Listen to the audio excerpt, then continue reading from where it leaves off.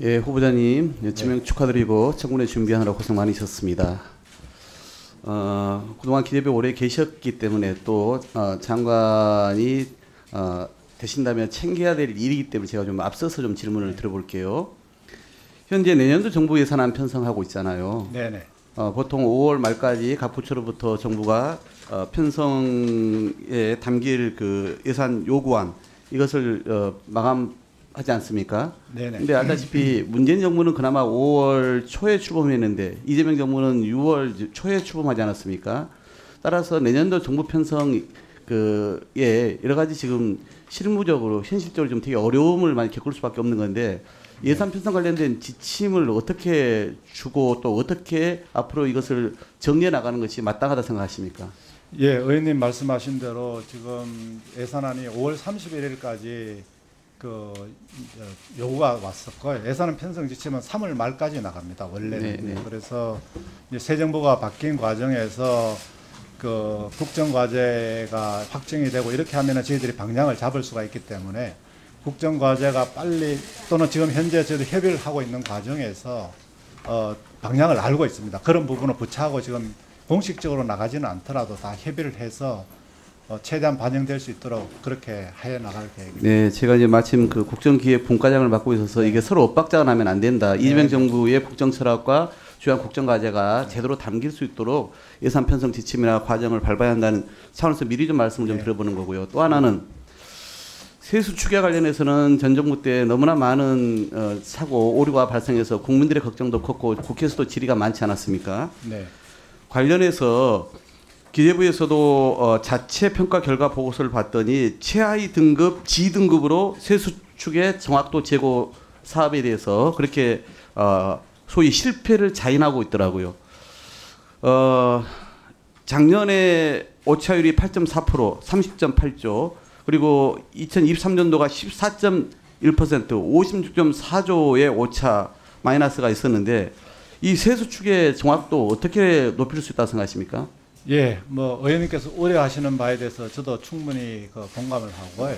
그래서 어쨌거나 하여튼 세수 추계의 정확도를 높이기 위해서 진짜 할 수 있는 모든 일을 해보자. 저도 이렇게 생각을 하고 있습니다. 첫째로 제가 와서 점검해 보니까 뭐 내부적으로는 민간위원들하고 세수 추계를 같이 한다든지 또는 IMF나 또 OECD로부터 기술 자문을 좀 받아서 선진국은 어떻게 하는지를 좀 이렇게 파악도 하고 있고 또 그 외에도 어떻게 하면 높일까 이렇게 생각하고 있는 상황입니다. 거기다 저는 이 세수 추계의 정확도를 높이기 위해서는 이 데이터를 리얼타임으로 좀 받아서 그래서 AI를 좀 장착해서 진짜 지금 의원님께서 우려하시는 일이 좀 발생하지 않고 정확한 세수 추계의 정확도를 높이기 위해서 할 수 있는 모든 것을 지금 제가 취임하게 되면은 검토해 볼 작정으로 있습니다. 하여튼 최대한 노력하겠습니다. 네.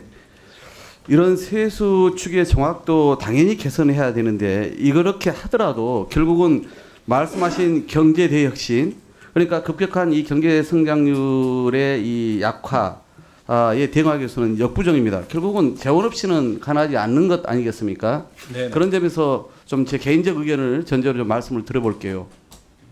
지금 경제 전반의 침체가 구조적인 요인도 있고 외부적인 환경 변화의 측면도 있고 또 정책적인 또는 정치적인 요인도 여러 가지가 결부되어 있습니다.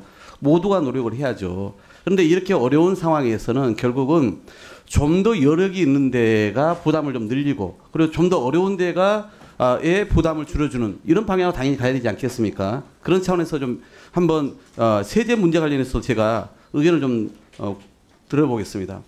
가령 지난 정부의 그 감세 정책으로 세수 결손이 가장 컸던 데가 법인세 인하 아닙니까?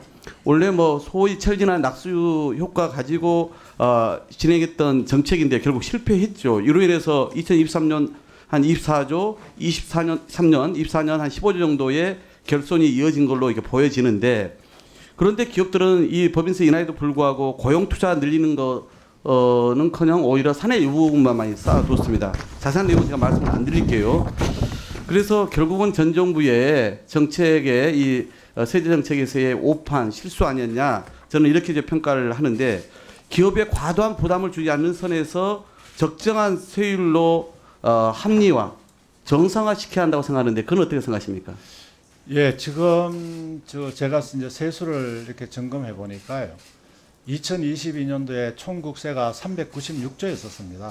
그런데 그게 2023년도에는 344조, 그리고 작년 2024년도에도 337조, 금년에도 아마 또 10조 원 이상의 그 경정을 한 이런 상황이고, 법인세 같은 경우는 거의 100조에서 2022년도 100조에서 작년도에는 거의 한 60조까지 이렇게 40%나 이렇게 빠지는 그런 상황입니다. 그래서 지금 국가가 좀 전에 말씀하신 것처럼 주식회사 대한민국을 만들기 위해서 어떻게 할 것이냐 말씀하셨는데, AI 대전환을 하려면은 재원 소요는 아마 좀 투입을 해야 됩니다. 그래서 저는 그 이 과세 기반 확충을 위해 가지고 비과세 감면을 좀 한번 점검해보고, 그다음에 탈루 소득이라든지 또는 과세 형평의 합리화 이런 걸 통해 가지고 이 진짜 대한민국을 대전환할 수 있는 부분에 필요한 재원은 어디선가 충당을 해야 되기 때문에 그런 다양한 방법을 통해서 하고, 만약에 네. 저희들이 제대로 투자를 한다면은요,